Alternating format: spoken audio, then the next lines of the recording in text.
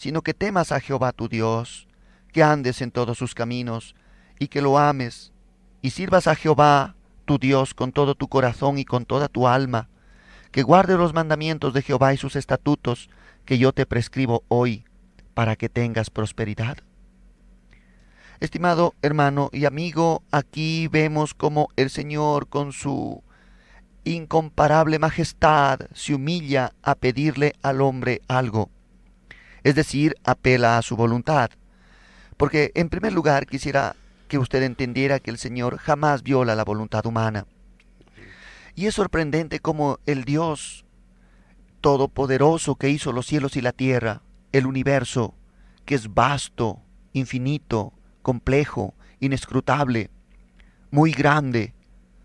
Algunos han llegado a pensar que no hay un universo sino un multiverso, es decir, un cúmulo de estrellas y de cuerpos celestes que se cuentan por trillones y que no se pueden comprender. Y sin embargo, este Dios tan grande y tan majestuoso, que puede hacer todas las cosas y todas estas maravillas, ¿por qué no puede cambiar al hombre? Es una pregunta difícil. ¿Acaso Dios no podría inclinar el corazón del hombre para que solo haga el bien y no piense en el mal? Bueno, la respuesta está en la Escritura. Es que Dios no viola la voluntad humana. El hombre no va a cambiar si no deja voluntariamente que el Señor intervenga en su vida. Es por eso que el Señor en este pasaje apela a la voluntad humana y le pide algo, siendo que Él es majestuoso y puede mandar. Entiendo y quisiera que entendamos que todo lo que está escrito en la palabra es un mandamiento, desde Génesis hasta Apocalipsis, aun cuando el verbo no estuviera en imperativo y aun cuando no formara parte de la Torá o de la ley. En el Nuevo Testamento también hay leyes muy importantes y mucho más difíciles que la ley de la Torá, porque es más difícil no mirar a otra mujer para codiciarla en el corazón, porque ya uno se convertiría en un adúltero solo con mirarla. Es un mandamiento más difícil que no cometerás adulterio. O el Nuevo Testamento dice que cualquiera que se enoja contra su hermano es homicida. Es un mandamiento mucho más difícil que no matarás. O el mandamiento del Antiguo Testamento que dice ojo por ojo, diente por diente, mano por mano, pie por pie, quemadura por quemadura, golpe por golpe, vida por vida. El Nuevo Testamento dice, al que te da en una mejilla, vuélvele también la otra. Al que te quita la capa, ni aun la túnica le niegues. Y al que te obliga a llevar carga por una milla, ve con el 2. Este mandamiento es mucho más difícil que el primero. En el Antiguo Testamento, la Escritura dice, amarás a tu prójimo como a ti mismo. Y en una postura sincretista de los fariseos y de los maestros de la ley, habían añadido a esa palabra la frase y aborrecerás a tu enemigo, cosa que no está en la Biblia. Pero el Señor Jesús con toda su autoridad dijo, amad a vuestros enemigos, bendecid a los que os maldicen, haced bien a los que os aborrecen, orad por los que os ultrajan y os persiguen. Este mandamiento es una ley mucho más difícil que lo primero. O cuando el Señor en el Antiguo Testamento dice cumplirás al Señor tus juramentos, pero en el Nuevo Testamento dice que no debemos jurar en ninguna manera, ni por el cielo, porque es el trono de Dios, ni por la tierra, porque es el estrado de sus pies, ni por Jerusalén, porque es la ciudad del gran rey, ni por tu cabeza jurarás, porque no puedes ser blanco o negro ninguno de tus cabellos. De modo que en el Nuevo Testamento hay una infinidad de mandamientos, como estad siempre gozosos, orad sin cesar, dad gracias en todo, por nada estéis afanosos, etc. Claro que sí, mi estimado amigo, usted razona bien. Toda la Biblia es un mandamiento. Y si es un mandamiento, estamos obligados a cumplirlo. No, no es un tipo de negociación con el hombre. Tampoco es una posibilidad o un consejo. Es un mandamiento. Y eso debe quedar claro. Sin embargo, en este cúmulo de mandamientos, el Señor pide al hombre algo y apela a su voluntad. ¿Y qué es lo que pide? Ahora pues, Israel, ¿qué pide Jehová tu Dios de ti? 5 cosas importantes. Que temas a Jehová tu Dios, en primer lugar. En segundo lugar, que andes en todos sus caminos. En tercer lugar, que lo ames. En cuarto lugar, que sirvas a Jehová tu Dios con todo tu corazón y con toda tu alma. Y en quinto lugar, que guardes los mandamientos de Jehová y sus estatutos que Él ha prescrito, y así podamos tener prosperidad. Permítame de estos 5 ocuparme del primero y del tercero. Es decir, que temas a Jehová tu Dios y que lo ames. Estimado hermano, quisiera que reflexionemos juntos. ¿Será posible temer a Jehová y amarle al mismo tiempo?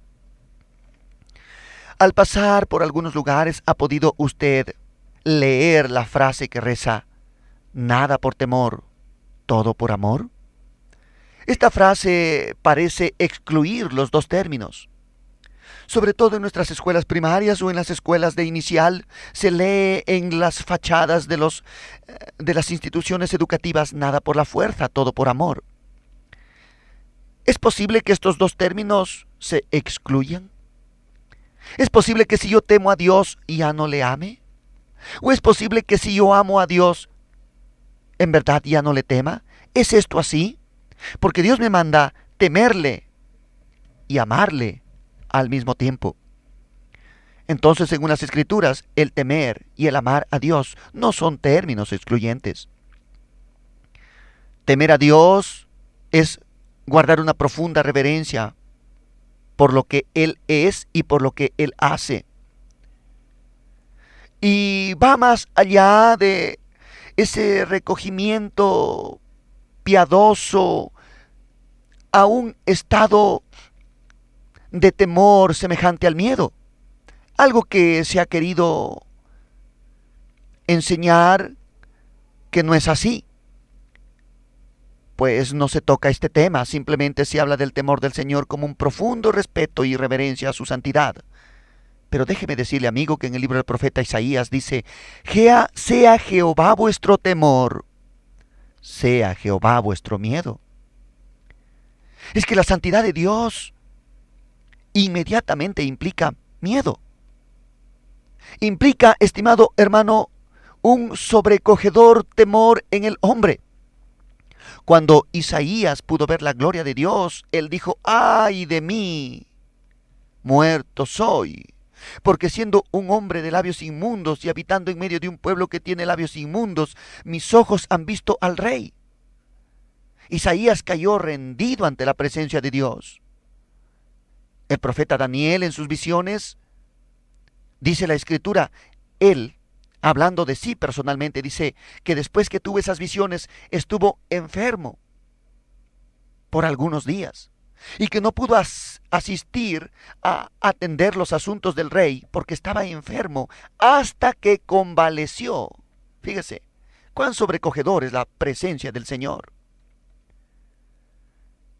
Daniel también dice que cuando pudo ver esas visiones, su semblante se mudó y estuvo como enfermo. ¿Quién puede resistir a la presencia del temible? ¿Quién puede resistir a la presencia del Todopoderoso? Entonces el temor no solamente tiene que ver con un profundo respeto que te inspire una persona en particular, sino con ese miedo sobrecogedor que viene cuando su presencia está delante de ti. ¿Cómo podrás refutar o redarguir lo que estoy diciendo si sabes que lo que digo está en la Escritura? El Dios que hizo los cielos y la tierra es temible en gran manera. De modo que temerle va más allá de una simple actitud respetuosa del hombre. El apóstol Juan, que se había recostado en el pecho de Jesús para decirle, Señor, ¿quién es el que te ha de traicionar? Después de muchos años, cuando ve la gloria de Dios en la isla de Patmos, dice la Escritura allí que cayó rendido a los pies de Jesús. Y entonces el Señor tuvo que poner su mano sobre él y decirle, no temas, yo soy el primero, el que estuve allí contigo cuando te recostaste en mi pecho, y yo soy también el postrero. Pero la santidad del Señor, sus ojos como llama de fuego, su cabeza blanca como blanca lana, su rostro resplandeciente como el sol, su voz como el estruendo de muchas aguas, que de su boca sale una espada aguda, sus pies y sus manos como bronce bruñido refulgente, inspiran temor. De modo que el temer al Señor va más allá de un simple respeto, aunque se le diga que es profundo, porque justamente tiene que ver con la voluntad humana, va más allá y traspasa los límites de la voluntad humana para que este ser, no solo el cuerpo, sino el alma que está dentro de él, pueda sentir un temor y un respeto profundo por aquel que hizo los cielos y la tierra. De modo que está allí, tácito, implícito, inherente en nuestro ser. El Señor pide que le temas, que respetes y guardes reverencia a su santidad, que te sobrecojas de temor ante su presencia, porque aunque en su presencia hay plenitud de gozo, también en su presencia hay un recogimiento profundo en la que los más grandes hombres de Dios no se atrevieron a mirar la grandeza del Altísimo. Moisés tuvo miedo de mirar a Dios. Elías se cubrió con su manto al salir de la cueva, porque la presencia del Señor en sí misma es temible. Entonces, ¿cómo podría uno dejar de temerle? Está allí, implícito, tácito, inherente en nuestro ser. Estimado hermano y amigo, esto es uno de los mandamientos que el Señor pone aquí en esta lista, que pide el Señor que nosotros hagamos.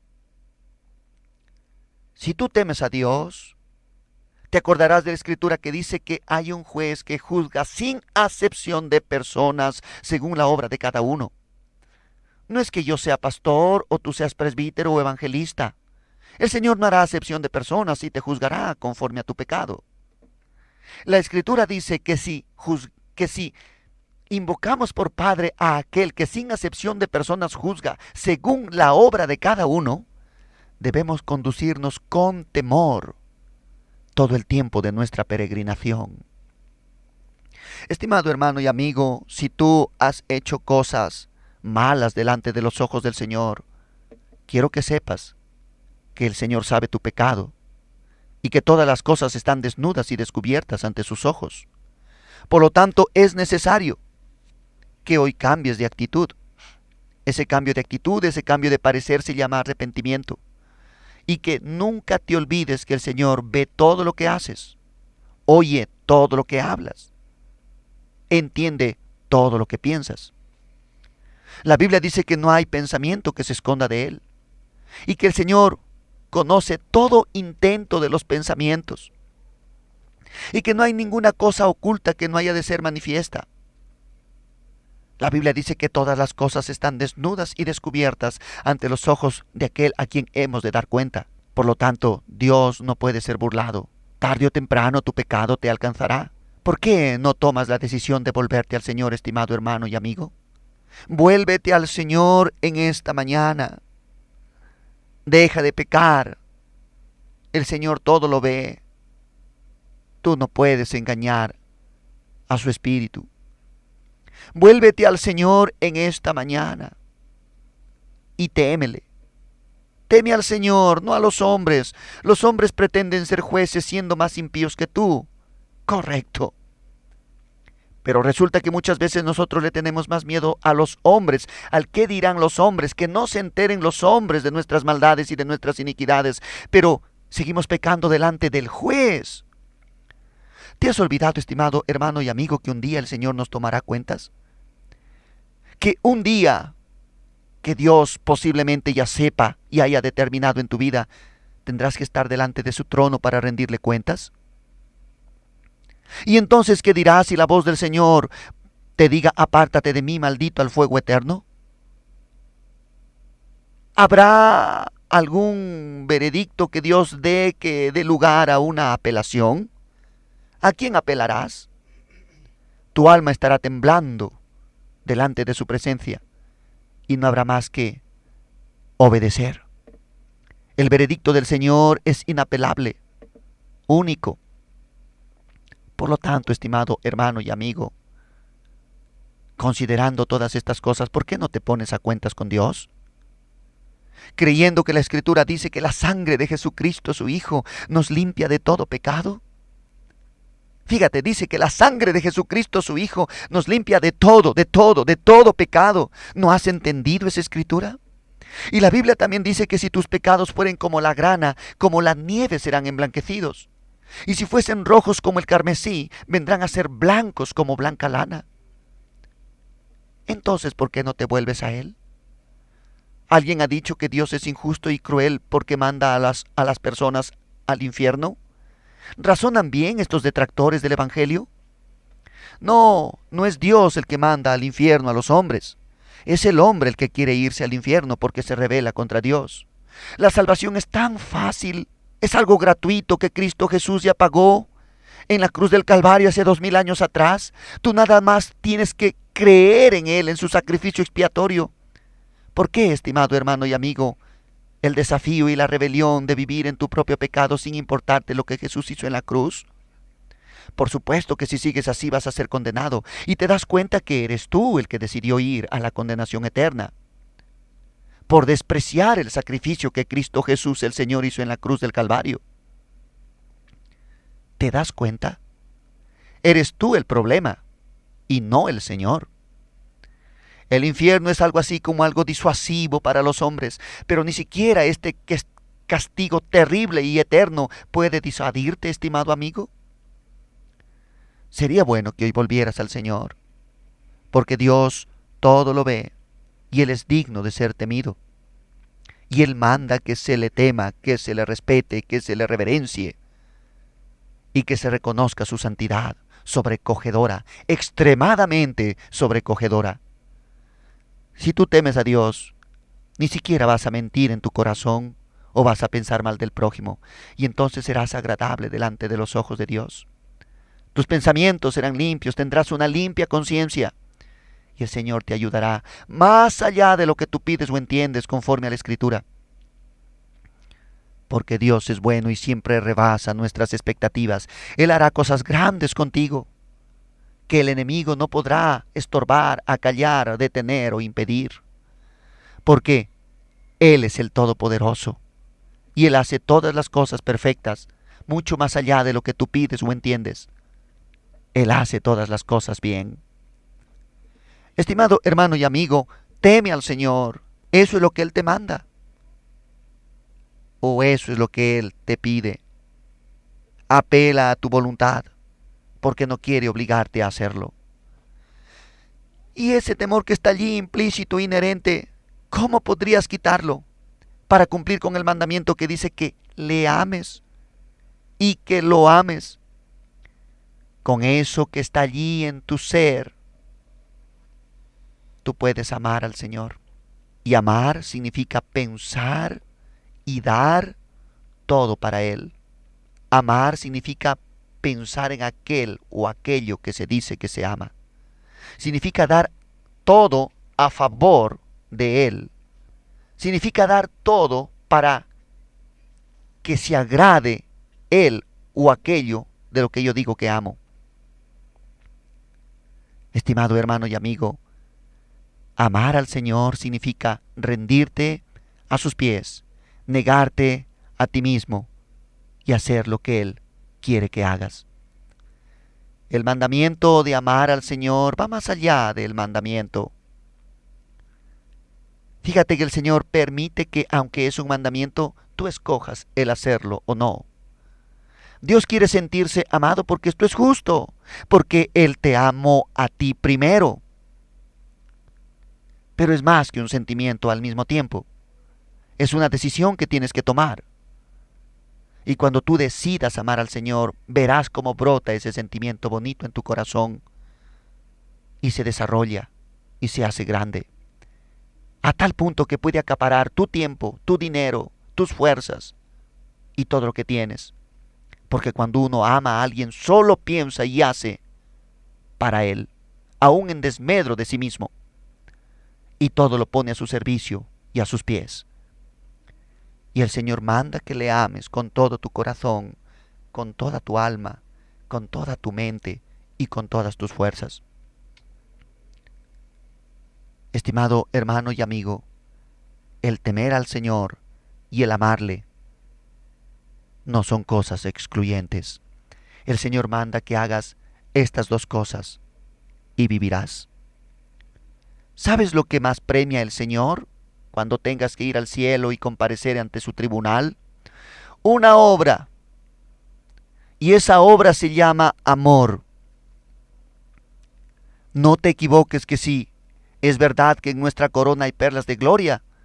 No son por las almas que has ganado, eso no es bíblico. Es por las obras de amor que hayas hecho. Porque hay predicadores que pueden ganar multitud de almas, pero no lo hicieron por amor, lo hicieron por amor a las ofrendas, o por contención, o por orgullo, o por jactancia, como dice el apóstol Pablo. Son las obras de amor, estimado hermano y amigo. Quizás tú no tengas la capacidad de hablar muy bien, de ser elocuente para predicar, pero tú solamente ama. En secreto, en público, a tiempo y fuera de tiempo, solamente ama. Ama y ama. Y esto es lo que valora el Señor. Y un día te recompensará conforme a sus riquezas en gloria. Te dará una corona con perlas por las obras de amor que hayas mostrado. Que sea un amor genuino. Como dice en el libro de Romanos, me parece en el capítulo 12, versículo 9, ojalá no me equivoque en la cita. Vuestro amor sea sin fingimiento. ¿Cuál es el amor sin fingimiento? Seguid el bien, aborreced el mal. Uno no puede decir que ama al Señor de veras si es que no aborrece el mal. ¿Cómo puedo seguir el bien sin aborrecer el mal? Ese sería un amor fingido. Vuestro amor sea sin fingimiento, seguid el bien, aborreced el mal. Un amor que trata de agradar al Señor hasta en los más mínimos detalles. ¿Por qué te molesta, estimado hermano, de que el Señor te diga cómo debes de vestir? ¿Por qué te molesta que te diga cómo debes de peinarte? ¿Por qué te molesta que te diga cómo debes comportarte? Si Él es el Señor, si Él es el dueño, y como dueño tiene potestad sobre ti. ¿Por qué me llamáis Señor, Señor, y no hacéis lo que yo os mando? Dijo el Señor. Acuérdate que no todo el que le dice Señor, Señor entrará en el reino de los cielos, sino el que hace, no el que dice, el que hace la voluntad de mi Padre que esté en los cielos. ¿Has reconocido a Jesús como Señor? Entonces deja que Él mande en tu vida y que Él te diga lo que debes y lo que no debes mirar, cómo debes peinarte. ¿Sabes qué eso dice la Biblia? ¿Cómo debes vestirte? ¿Sabes qué eso dice la Biblia? ¿Cómo debe vestirse una mujer cristiana o un hombre cristiano? ¿Sabes que la Biblia dice cómo debe ser tu porte, tu manera de hablar? Pero, ¿es posible que Dios norme y regule toda mi manera de vivir? Pues claro que sí. ¿Acaso no eres esclavo? La palabra que se traduce siervo en el Nuevo Testamento en realidad debería traducirse esclavo. ¿Y sabes que los esclavos no tienen derechos? ¿Y no pueden reclamar a su Señor? ¿Por qué entonces tú dices que el Señor es tu Señor cuando en realidad no lo es? Cuando en realidad el único que hace y decide, hace y deshace en tu vida eres tú mismo y no el Señor. ¿Tú quieres hacer cosas que luego el Señor apruebe? ¿Tú quieres decir algo y que el Señor diga amén? No, estimado hermano, el Señor es el que manda y eres tú el que tiene que decir amén. Él es el que tiene que decir cómo se hacen las cosas. Porque Él es Señor. Estimado hermano, yo te pido en esta mañana que tengas en cuenta la naturaleza bendita, gloriosa, eterna y santa del Altísimo, para que ese respeto profundo se cree en ti. Dios no es cualquier cosa, es el creador del universo, pero es un Dios de amor. La Biblia dice que es amor y que por amor, porque sus misericordias son nuevas cada mañana y se renuevan de día en día, no hemos sido consumidos.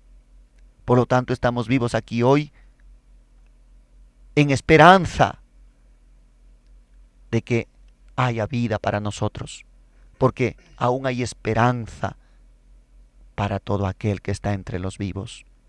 La Biblia explica que es mejor perro vivo que león muerto. El Señor te ha concedido la vida como una gran oportunidad para que te vuelvas al Señor y hagas algunas obras de amor verdadero, que va del sentimiento a la decisión conforme a la Escritura. Entonces eso es lo que el Señor preparará un día cuando estés en la patria celestial. Finalmente, quiero decirte, estimado hermano y amigo, que hay alguien que está interesado en que tú no hagas estas cosas para que vivas. Se llama Satanás, el diablo, y puede que esté trabajando en tus pensamientos y diciéndote, no, esas son fanfarronerías, o diciéndote que eso es imposible, o tratando de crear en ti alguna actitud desagradable ante el Señor. Pero no temas, que fiel es aquel que ha prometido salvarte. No temas.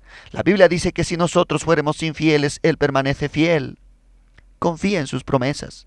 Él no dejará que el mal venga sobre ti, si es que tú dejas que el Señor trabaje en tu vida. Por lo demás, nuevamente la palabra final que quiero decirte en esta mañana. ¿Qué pide Jehová tu Dios de ti? Sino que temas a Jehová tu Dios, que andes en todos sus caminos y que lo ames y sirvas a Jehová tu Dios con todo tu corazón y con toda tu alma, que guardes los mandamientos de Jehová y sus estatutos que están prescritos en la Escritura para que tengas prosperidad. El Señor bendiga tu vida y no porque empieza un nuevo año, sino porque el Señor ha hablado a tu corazón, empieces a tener una nueva vida. Si tú escuchaste esta palabra y de alguna manera esta palabra ha tocado tu corazón, yo te pido que dobles la cerviz, tu rostro, allí donde estás, lo inclines y hagas esta oración conmigo. Hazlo, hermano, para volverte al Señor.